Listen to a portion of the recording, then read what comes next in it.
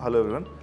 आज मैं आप सबसे एक बहुत ही रेयर केस के बारे में डिस्कस करने आया हूं जो हाल में हमारे पास हमारी ओपीडी में आया था। तो हमने ये केस देखा है जो एक न्यूबॉर्न बेबी है जो जो ऑलमोस्ट 3 महीने पहले जिसकी पैदाइश हुई है।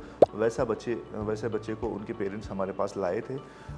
वो बच्चे का जो प्रॉब्लम था, उसके जो पैर थे वो बाई बर्थ उल्टे थे। घुटने जो बोलते हैं आप, जो घुटने थे जो उल्टे थे, जो घुटने मामूली पीछे की तरफ मुड़े होते हैं, इसके बच्चे के जो घुटने थे सामने की तरफ मुड़े थे। तो इसको बोलते हैं कंजेनिटल नी डिसलोकेशन। तो इस तरह के केसेस बहुत ही रेयर केसेस होते हैं जो दोनों घुटनों में होते हैं।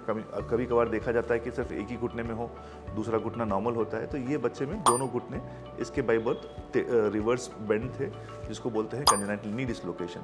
तो हमने इनसे इस बच्चे को जब ने हम ट्रीट किया तो कैसे ट्रीट किया, क्या ट्रीट किया, ये सब छोटा डिस्कस करने के लिए इसके लिए मैं आपके सामने हूँ। तो जब उनके पेरेंट के साथ ये बच्चा आया तो ये काफ़ी जगह घूम के आया था। इसके पेरेंट्स ने बहुत सारे ट्रीटमेंट ट्राई किए थे। तो हमारे पास जब आया तो हम लोगों ने उनके पेरेंट्स से बात करके हम लोगों ने एक डिसीजन लिया कि इसका एक ट्रीटमेंट स्टार्ट करते हैं। स्टार्ट करने से पहले इसको थोड़ा असेसमेंट करते हैं। तो सारा जो असेसमेंट हमने जो किया तो हमने ये पाया कि ये बच्चा सिंड्रोमिक बच्चा है, जिसको ना सिर्फ इसके घुटने, इसके हिप जॉइंट्स जो कूल्हे की जो हड्डियाँ बोलते हैं वो भी उसकी मतलब है ना सॉकेट्स के बाहर थी।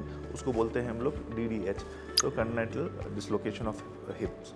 तो ये भी बाई बर्थ डिसऑर्डर होता है, सिंड्रोमिक बेबीज़ में ये डिसऑर्डर होता है। तो इसके लिए हम लोगों ने उनसे डिस्कस करके हम लोगों ने इसके लिए पहले कंजर्वेटिव मैनेजमेंट स्टार्ट किया है, जो बगैर सर्जरी के जो ट्रीटमेंट होता है, जिससे घुटने सीधे करने की कोशिश की गई है, उसके हिप्स जॉइंट सीधे करने की कोशिश की गई है।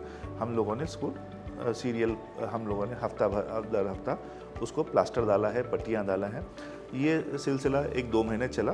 2 महीने के बाद भी जब हम लोग उसका पूरी तरीके से उसका घुटना हम लोग सीधा नहीं कर पाया और सीधा नहीं हो सका, तो उस दौरान हम लोगों ने ये मालूम किया कि सिंड्रोम की तरफ से उसके जो जॉइंट है बहुत ज़्यादा स्टिफ है। तो ये कंजर्वेटिव ट्रीटमेंट को रिस्पॉन्ड नहीं कर रहा था।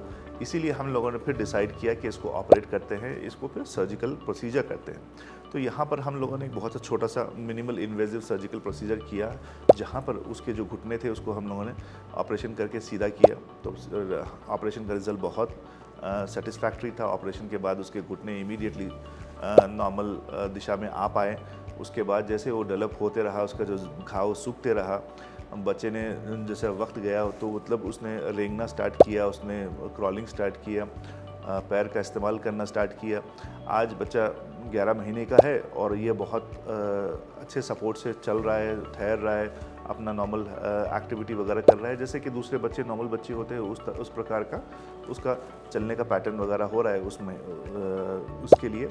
तो ये बताने का उद्देश्य ये है कि आप जब भी इस तरह से पीडियाट्रिक या मतलब बच्चों में इस तरह से डिफॉर्मिटी अगर आप या मतलब पैर टेढ़ा होना या घुटने टेढ़े होना या पंजे टेढ़े होना या रीढ़ की हड्डी टेढ़ी होना, ऐसे अगर कुछ भी अगर नोटिस करते हैं तो उसको फ़ौरन जल्द से जल्द उसको मतलब एड्रेस करवाइए, उसको ऑर्थोपेडिशियन को दिखाइएगा, क्योंकि ये सब सारे ट्रीटेबल कॉज होते हैं। इसको आप आसानी से इसको मतलब है नहीं, आप 100% इसको ट्रीट कर सकते हो। आप वो डिफॉर्मिटी वगैरह दूर कर सकते हो छोटे मोटे इलाज से, और कम पीरियड ऑफ टाइम में बच्चे को आप नॉर्मल ला सकते हैं।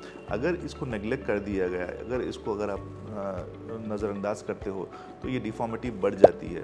तो जो रिज़ल्ट्स आपको ये एज ग्रुप में आएंगे तो प्रॉब्ली शायद आप जब इसको बहुत ज़्यादा डिले कर दोगे, बहुत ज़्यादा वक्त इसको दोगे, तो आप उतना अच्छा रिज़ल्ट इसमें नहीं आ पाएगा। तो बच्चों में जितना जल्दी आप ट्रीटमेंट स्टार्ट करोगे उतना अच्छा आपको रिज़ल्ट आएगा।